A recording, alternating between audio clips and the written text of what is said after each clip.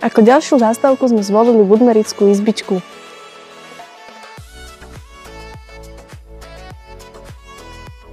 Už že máme, aké diplomy dostávajú ľudia potom za turistiku.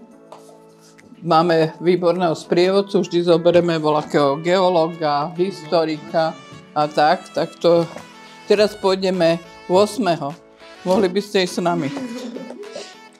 By ste mali, toto je jeden,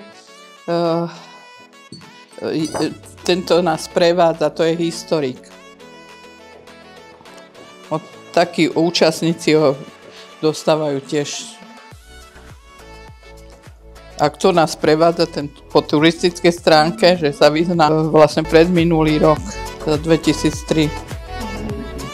To autor je akurát tých fotografií ten vedúci turistov. Máme, že budmerickí turisti.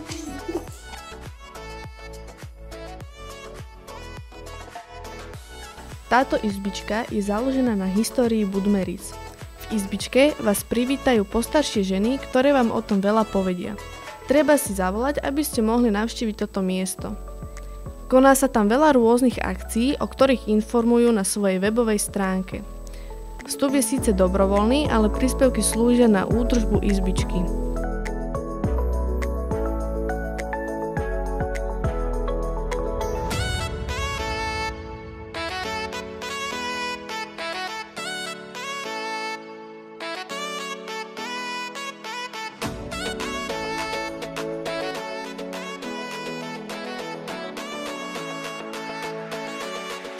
Tuto máme, tento receptár, to sme bol asi týždeň, aj voľaké dni, čo sme toto stvorili.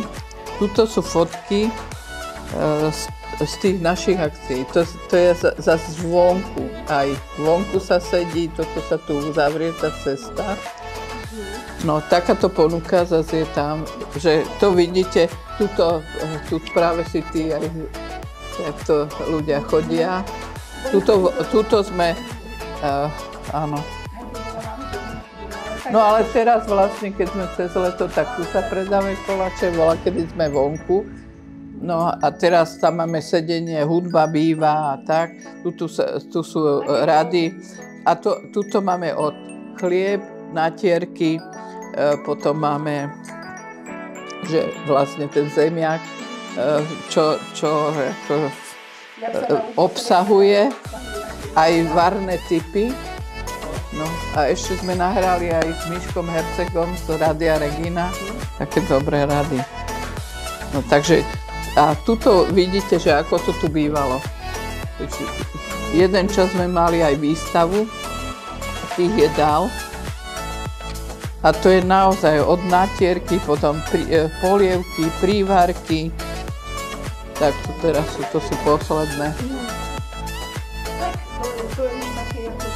Vylepšujeme to sa A ešte treba povedať to, že vlastne približne 34 rokov od 90. roku. V 90. po revolúcii, čo sa hovorilo, 89. tak v 90. je akože skupinka sa máme aj takýchto mladých. A založili sme ako Maticu Slovensku, tak sme jej dali názov a začali sme fungovať. No však to povedala, začali sme zberať jednotlivé ako exempláre všeličoho, čo ľudia ako nepotrebovali, vyhadzovali a stávali sa nové domy, vtedy taký boom začal, že... A všetky staré veci sa vyhadzovali a to bolo na škodu. Moderne sa išlo žiť, čiže všetko staré bolo nepotrebné. Ale skutočne to tak bolo na dedinách, že ten starý dom po babke už nikto nič nechcel, tak sa to vyhodilo buď do štepov, alebo tak. Takže my sme to začali zberať a z toho sme vlastne vytvorili múzeum postupne. No už nie teraz posledné roky, ani nie, ale prvých tých 10 rokov bolo ešte zaujímavý, lebo ešte tie veci boli. Potom začali tak, že aj ľudia začali to zberať na chaty a teda kupovali staré domy a už tiež chceli tú večku alebo niečo chceli starého tiež si zachovať pre seba. Čiže už to nebolo také dosaditeľné, aby sme to akože získali. Lebo to predávali aj do starožitníctiev a tak, lebo niektoré tieto veci sme už kúpili starožitníctve. A lampu. A lampu, čo sme potrebovali. Akože tam neboli ako neóny a také. Že zrazu tí ľudia z toho bezcenného zistili, že to má hodnotu. Takže aj tí, ktorí nám dávali predtým, tak zrazu aj tí mladší ľudia začali vidieť, že tam asi niečo bude, tak to už začali teda hovoriť na tie domy a tak, lebo začali sa aj kupovať, čo aj v horách a také chaty, čiže niečo sa chceli tiež zachovať, no a už potom to bolo horšie dostať. Teraz tiež ešte niekto príde a povie, my máme doma na povale také a také, tak nám niečo donese, ale to už je, čo ja viem, kolovrátok, ktoré máme už 4, alebo tak, že už sú len také zbytky, dá sa povedať, lebo už to ľudia nemajú. Ale už nebudeme mať, už vlastne tie zdroje sa vyčerpávajú. Takže to všetko, čo tu je, si veľmi chránime, lebo spočiatku sme aj trebárs na svadby požičali kroje.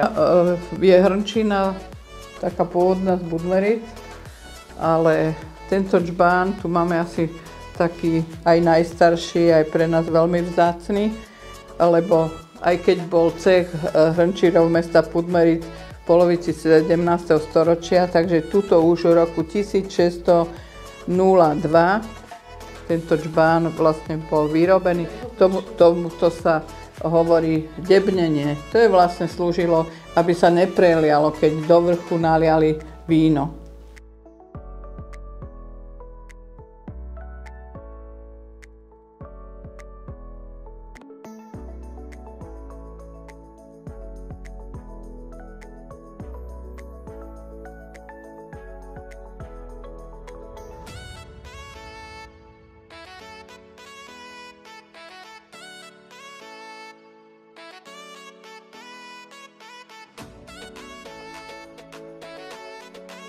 To je cechu mlynárskeho, takže tuto základná vec sú mlynské kolesa. Tu sú 3.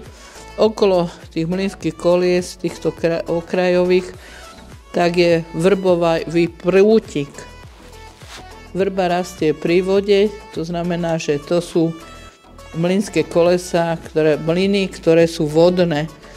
A tu vidíme svetové strany naznačené a prítoky na mlyn, teda na to mlynské koleso. Pre nás je tá truhlica veľmi vzácna, lebo iné nemáme z iných cechov.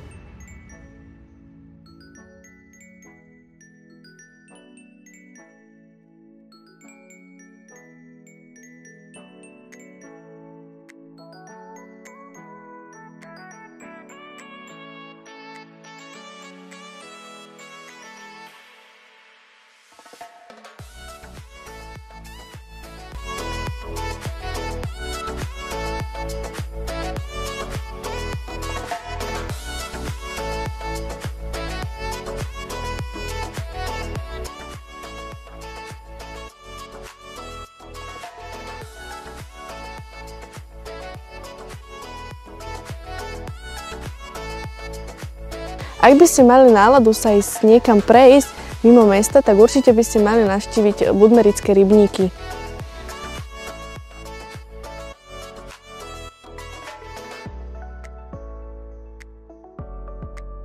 Nachádzajú sa tu 2 rybníky. Jeden je súkromný, takže sa tam nedostanete, a druhý je verejný. Je možnosť sa tam dostať aj autom.